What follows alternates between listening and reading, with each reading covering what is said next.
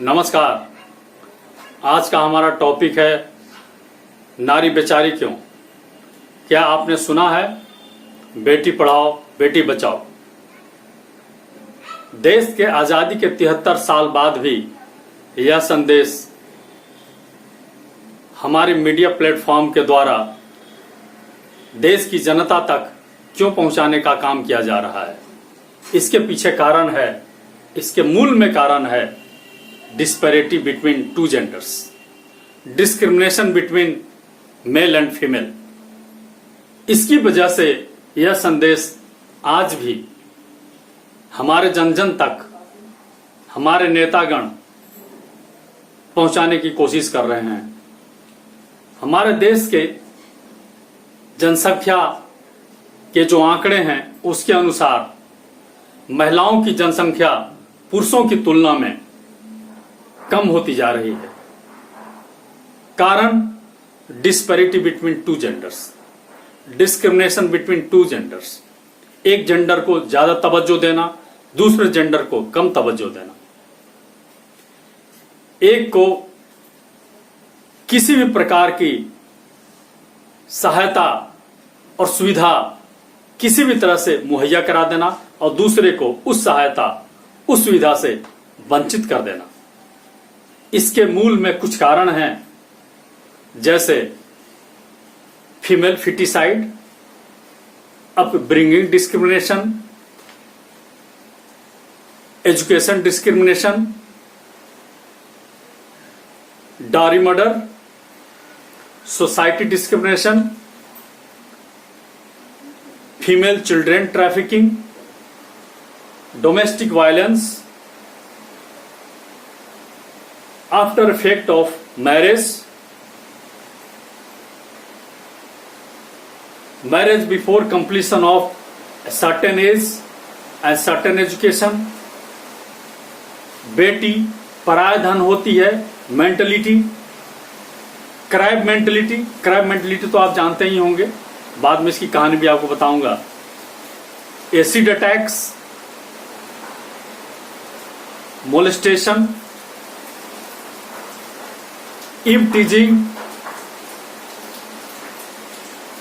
Marital rape, इस तरह के जो डिस्क्रिमिनेशन है, इस तरह की जो समाज में घटनाएं घटती हैं, जिसकी वजह से एक जेंडर की तवज्जो ज्यादा होती है और दूसरे की कम होती है। एक का वैल्यू ज्यादा होता है समाज में, दूसरे का वैल्यू कम हो जाता है, जिसकी वजह से हम खुद ही इस काम को अंजाम देते हैं और इसका परिणाम यह होता है कि एक जेंडर कम होता जाता है और दूसरा जेंडर ऑटोमेटिक बढ़ जाता है।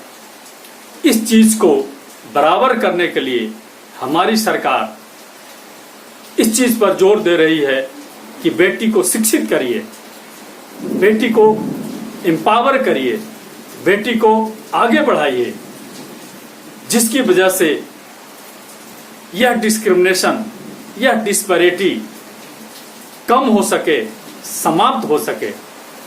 इसके लिए हमारी सरकार ने बहुत सारे कार्य किए हुए हैं। इसके बावजूद भी हमारे समाज में हमारी मेंटलिटी से यह जो डिस्क्रिमिनेशन है खत्म नहीं हो रहा है।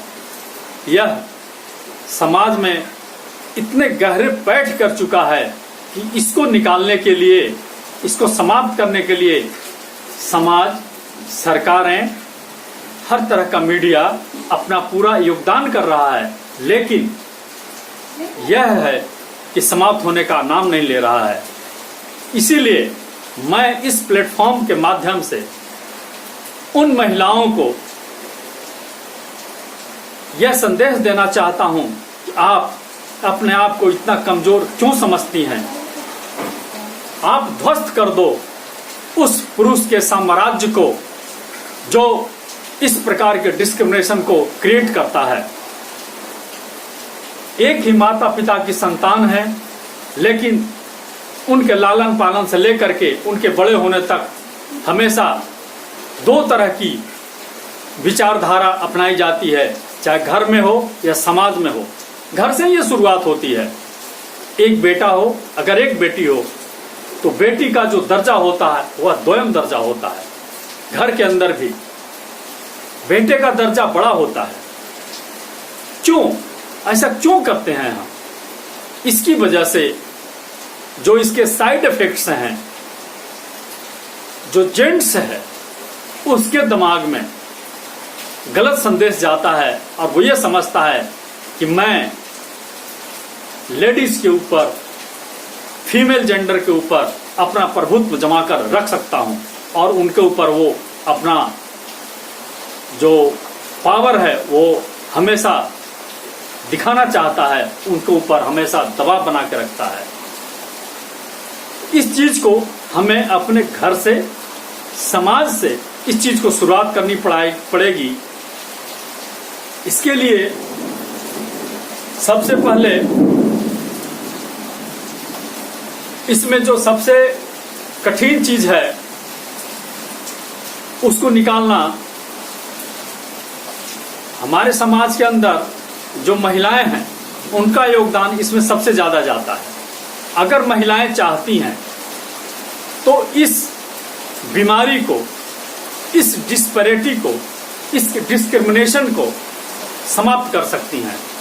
लेकिन मुझे ऐसा लगता है, जो मैं देखता हूं, महिलाएं ही चाहती हैं कि वो इस चीज को कायम रखें। वो नहीं चाहती हैं कि उनका दबदबा दूसरी महिला आकर के उनके ऊपर हावी हो जाए, जिसकी वजह से वो इस प्रकार के कार्य करने के लिए प्रेरित होती हैं। तो मैं उन महिलाओं से गुजारिश करना चाहता हूं, उन महिलाओं से हाथ जोड़कर प्रार्थना करता हूं कि कृपया आप इस मेंटालिटी से बाहर आइए। अपने जेंडर को,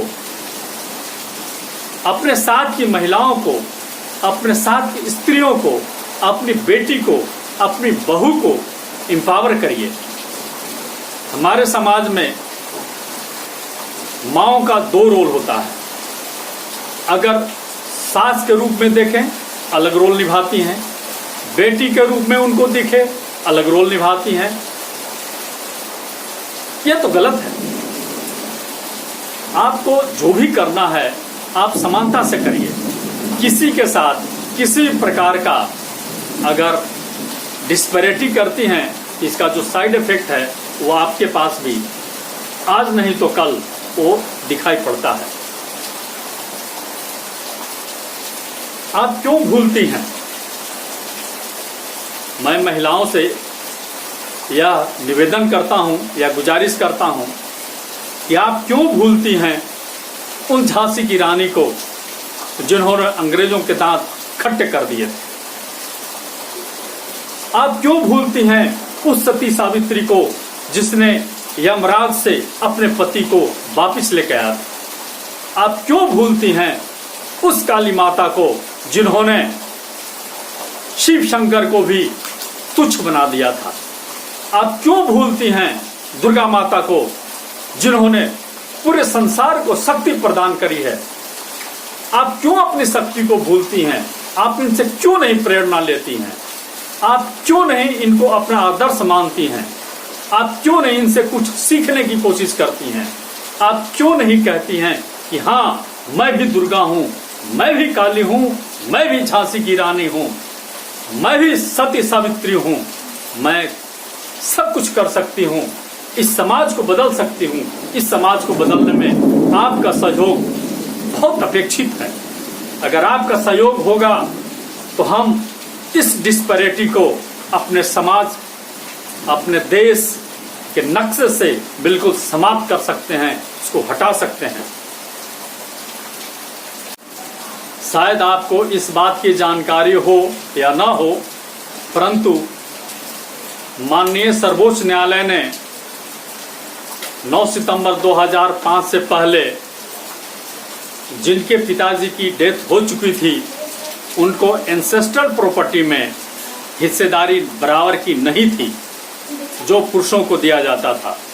लेकिन माननीय सर्वोच्च न्यायालय ने 11 अगस्त 2020 को यह निर्णय लिया है, यह वर्डिक्ट दिया है कि उनके पिताजी जीवित थे या नहीं थे।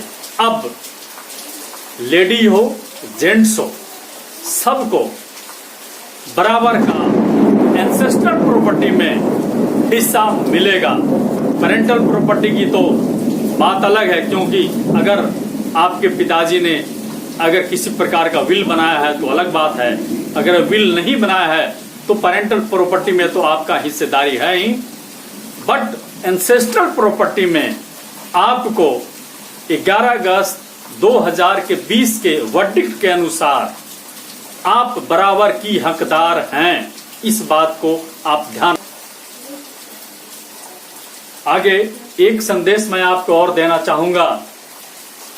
नारी बेचारी क्यों? बार बार हमारे दिल में दिमाग में यही बात आती है कि नारी बेचारी क्यों, आप लाचार क्यों? स्वतंत्र पक्षी की तरह खुले आसमान में पंख फड़फड़ाने दो, मजबूती दो पंखों को ताकि हौसले की उड़ान भर सको। बढ़ जाने दो हौसले को, पढ़ जाने दो बेटियों को। एक बेटा पढ़ेगा, एक घर बढ़ेगा, एक बेटी पढ़ेगी, 2 घर बढ़ेगा, 2 घर बढ़ेगा।